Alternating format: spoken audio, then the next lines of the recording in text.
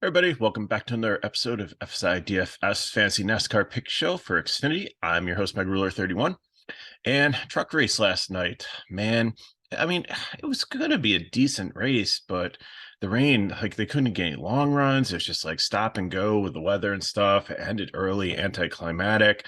Luckily, I had a good share of Heim in my non-Kyle Busch cash build. So, I profited pretty well in DFS wise, but like just for a fan experience of the race, it was just kind of choppy and, really not many people could do a ton. So, but weather looks better, at least Xfinity. We have, speculation show for truck. It seemed to work. A lot of the people we talked about were, people like Zane Smith got the pole, and that's what we, predicted here. So, and a lot of the plays worked out there. So we'll continue to do the speculation videos. I know they're not 100% accurate, but hopefully they helped you a little bit. But this Xfinity video, we have everything. We have all the information. And I watched the practice, I watched the qualifying, so feeling well prepared here. So let's start up at the top. Cole Custer, dominant car in practice. He's run well here.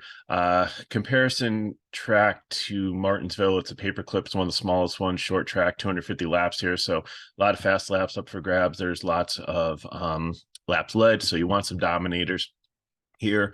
And comparable tracks would be New Hampshire and then Richmond, which they already ran this year. So that's what's in the secret formula here. So looking at Cole Custer, it's not run his stats here. He's never run here in Xfinity, so his stats here are from Cup.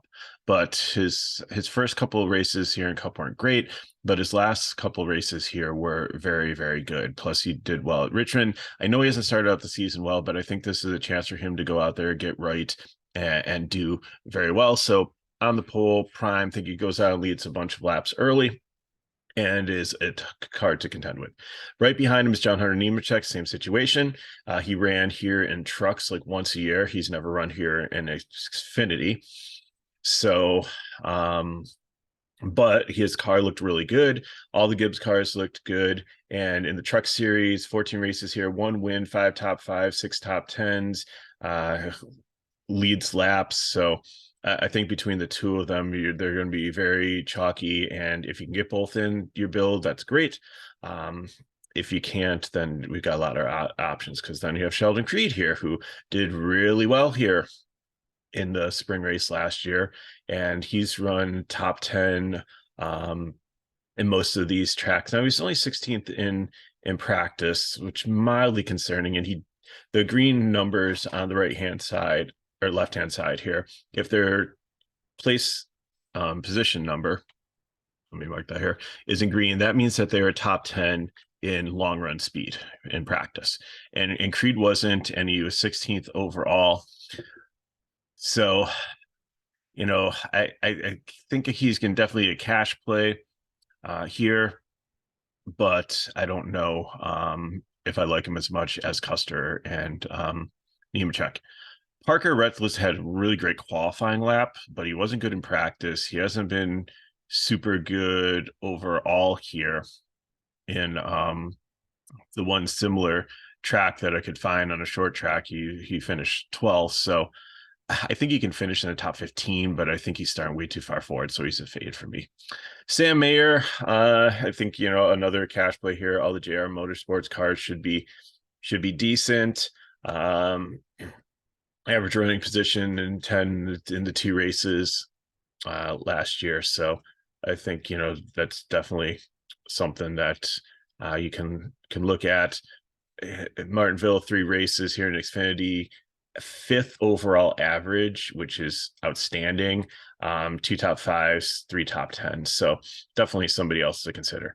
Josh Berry, I think, is another strong one here too. He had like really dominant car in the fall. The spring race in Martinsville, New Hampshire, not as good, but Richmond, he looked very, very solid. Berry does have a win here. So I think it's another one to consider. So there's just like so many good choices here. So if I have to rank them, it's probably going to be Custer, Nemechek, Berry, Mayer, Creed for for where we are right now, but it's probably going to be a great day to maybe mix and match your dominators with the primes plays, and then just continue to rotate some of these guys into your lineups, because again, it's just so much potential for a lot of good things to happen here. Hopefully it doesn't turn into like a 3-horse race like it was between Zane Smith early and then Kyle Busch and Heim, and then Rhodes was up there and a couple others, but nobody really could contend. But again, that was like a stop and go race with the rain. It was pretty clean race. There was only 2 cautions other than weather.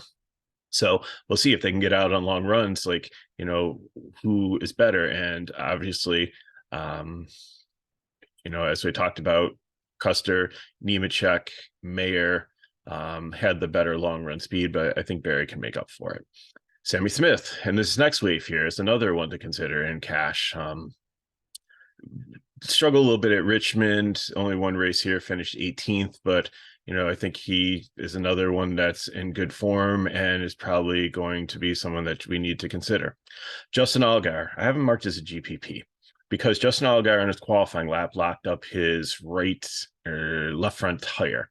So either he's going to have to go with a questionable tire, or they're going to have to change. He's going to have to start at the back of the field, which it's going to be hard to pass. And it's not going to be possible. It's a long race. There's enough laps.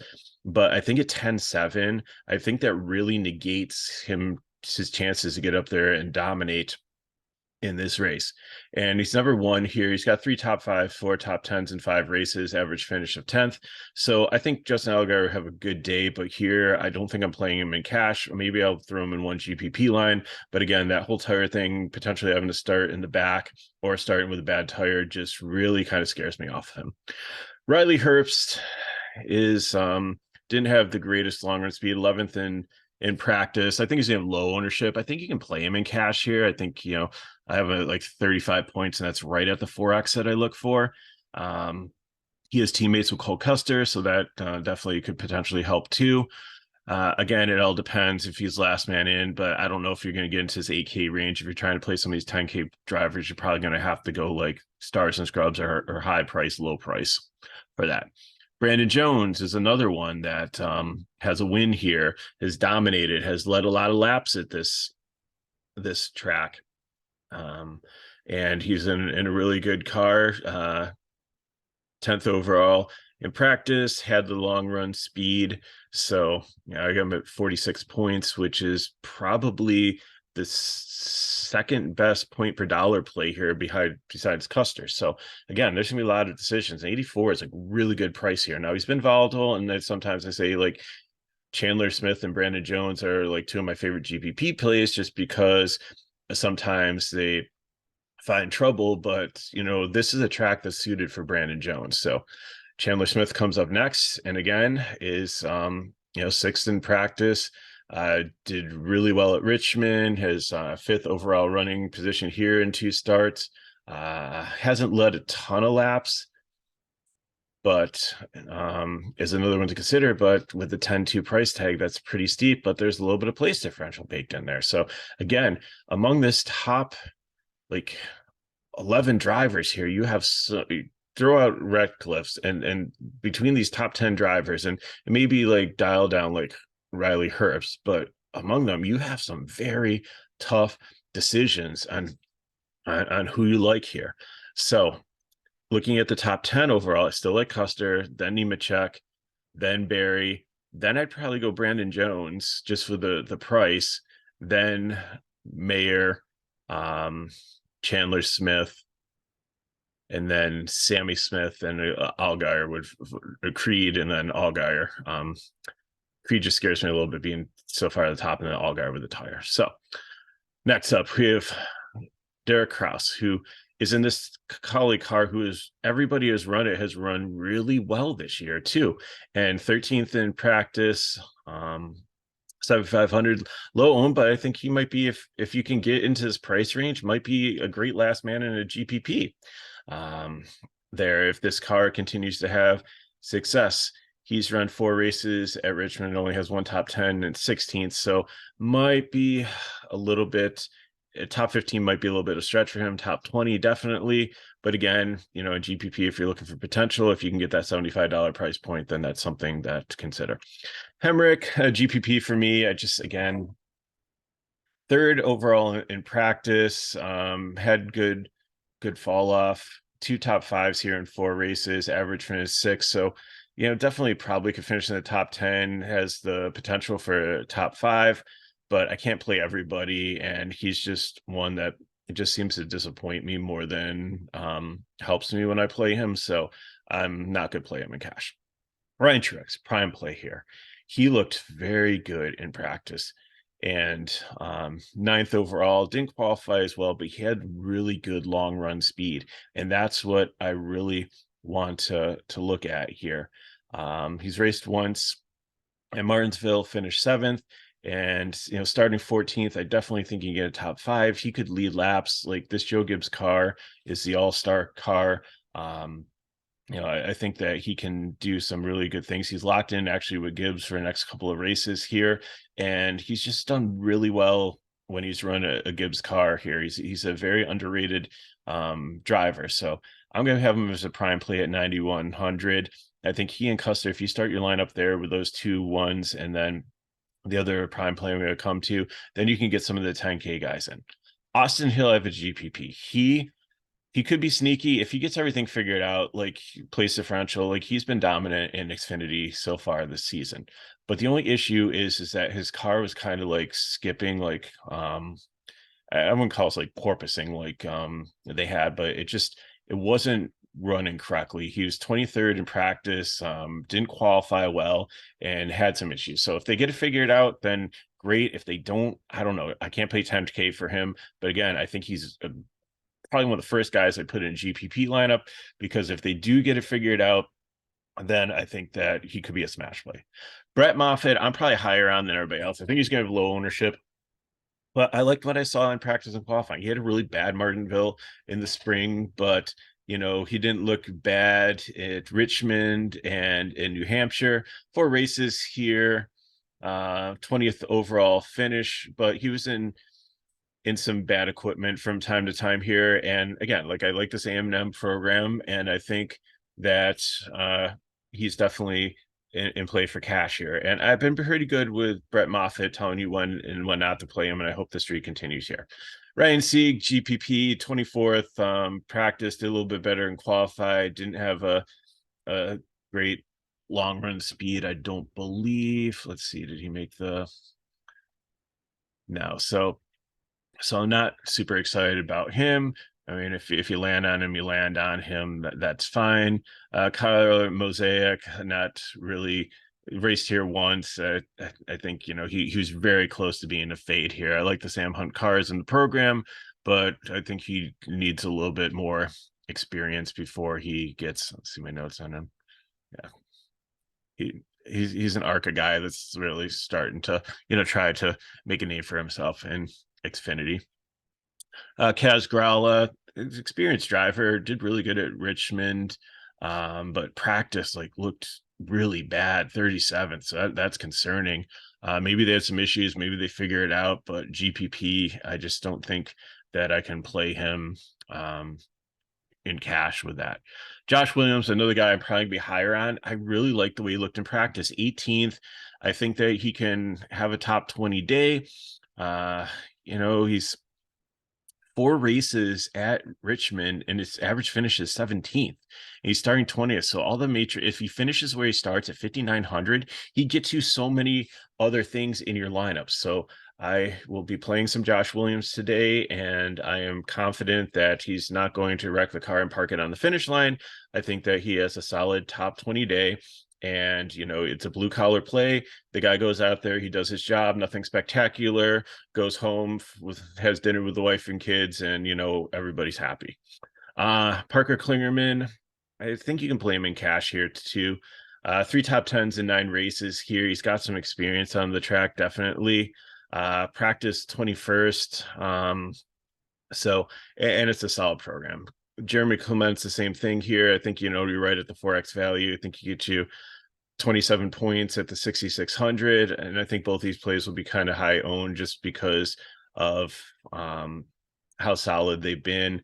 Again, both of them average finish 13th, and they're starting in the 20s. So there's potential top 15 there. So maybe up to 10 place differential points for them. So I think they're very solid mid-range plays. Brain Perkins, not interested in. One top 10 here, average finish 22nd. Just the numbers just don't look great for him. Alex LeBay, it got to be a GPP. Didn't even run in practice. So that scares me that they had an issue, and I don't know how the car is going to respond, how it's going to be set up. They could just fall right down to the bottom here. So GPP to fade. Earnhardt, Mills, same thing. Both fades, didn't look like the way they looked in practice, 35th and 36th. Qualified better than that, but just their overall, I think they're starting too far forward to where they're going to finish, and not interested at all. Kyle Weatherman, I have him as a prime play. Nobody else can have Kyle Weatherman as a prime play. But again, I watch practice. I watch qualifying. He scraped the wall a little bit, so that he was really pushing it, but really trying to use as much of the track. And I really am a big fan of this new FRS racing program, this 96. And I'm so glad that they had qualifying that he could go out there and get in. It's the former tech director, Colin Firm, with Max McLaughlin, from Brandon Built Racing, and the tech is from RCR. There's a lot of good things behind this car. At 5,500, like 20th in practice, and I just think that he's an experienced driver. I really like how this car and program is, so I'm going to lock him in as my third prime play here. Kyle Sieg and Dawson Cram are GPP plays. Cram was fifth fastest in practice, so I mean that's really piques my interest. But the green light racing car kind of scares me a little bit. In truck racing, he has pretty good pedigree here too. So I think maybe he and Austin Hill will be the first two in my GPP lineup, but I can't play in cash. Honeyman, fade into Alpha Prime, not interested. Believe, was it here? Honeycutt, I believe, was in the truck race last night. So the Honeyman, not interested in here. Jeb Burton, I think, is gonna have a lot of ownership here, starting down here in the shortering. Anderson has a 16th overall running position and starting 31st, practice 22nd, overall finish 19th. Everything points upward for him, so definitely in play here and probably be very, very popular. Brandon Poole, I like him too. The reason being is Garrett Smithy didn't qualify. They only have one car out of this JD Motorsports stable running. So that means you have like the best of the best. They can combine teams and resources, and they only have to focus on one car. Poole was very happy with it running. He was 15th in practice. I know he hasn't finished good, and I know that there's been issues with this car in the past. But again, I think they get the best of the best here, the best resources. And I think at 4,800, he's only starting 6 places from the bottom. So I think there's definitely, at this price point, he's somebody I really like in cash. Caden Honeycutt, I'm really hesitant on. I know he was 12th in practice here, and this car, the CHK, is the old Mike Harmon program. They only have one car in here too, so I don't see the 47. So at least it's a single car focus. But Honeycutt, he started 17th in the truck race and ended up like finishing like 27th or 28th. So he lost some place differential there. So GPP, I think he needs a little bit more experience before I play him. Joe Graff Jr., even though he's starting this far down, he's not in the Gibbs car. He's just gets into so many wrecks and accidents and issues. I just can't play him. Ryan Ellis, I think, was very popular in this Alpha Prime car. Should be able to get up into the top 25, potentially 10 place differential points. 5,300 is a great price. Gray Galding, I trust 2 back here. Again, the green light racing is just kind of concerning. And then we come to sorry, I skipped over Emmerling. I don't like Emmerling very much down here. Just 32nd in practice. Like if you give him a GPP, I'd rather just pay the $200 more and get Ellis. It's just such a better play. Or up to Weatherman. Like if you absolutely have to play Emmerling, I'm okay with it, but I don't like it. Galding, I still think might be a better driver than Emmerling. And then Anthony Alfredo should be pretty chalky and pretty he had a tech issue, so he couldn't qualify. So he's starting dead last. No place to go but up. 7,300. He's a decent driver. Just the car is garbage. And if you look at these statistics, they were in the on-point car, not a BJ McLeod car. So I really don't know if I can consider them accurate for what he's driving. So again, I'm taking Custer. I'm seeing if I can get Nemechek in, but definitely with Truex. I'll probably try to get another Dominator in, but then, I love Weatherman here. Jeb Burton, if I can get up to him. Ryan Ellis. I mean, there's so many really good. Josh Williams. There's so many good sub 6K cash plays to be able to get your lineup in. And then in my GPP, I'm definitely playing Austin Hill there. And, Dawson Cram really piques my interest. So that I'd probably start those two out as a GPP. And then if I had to take another guy up top for it, then maybe I'd throw in love to get Brandon Jones in cash, but if I can't give him my cash line, he's definitely going with GPP. Maybe Chandler Smith, just with like his current form and everything, the place differential. So GPP core I think would be Smith, Hill, and Dawson Cram. So that's what I got for you. If you have any questions, put them in the chat below. Hit me up at Twitter at MegaWarrior31. If these videos help you, we appreciate you watching, and we'll continue to make them. But if you appreciate us doing them, then you can subscribe to our channel. The number just keeps on growing and growing and growing. It's so thankful for all the new people joining our YouTube community, and just be aware by subscribing when all our videos come out for all the different sports that we do. And again, share with your friends, help them get into NASCAR DFS too, and be able to have a little skin in the game and enjoy it. And as always, if you want more information on FSi DFS, it's in the description of the video. So thanks again for watching. I'll be back tonight with the Cup video, or early tomorrow morning, whatever works out with my schedule, but I'll definitely have that for you. And appreciate you watching. Good luck in your contests, and I'll see you next time.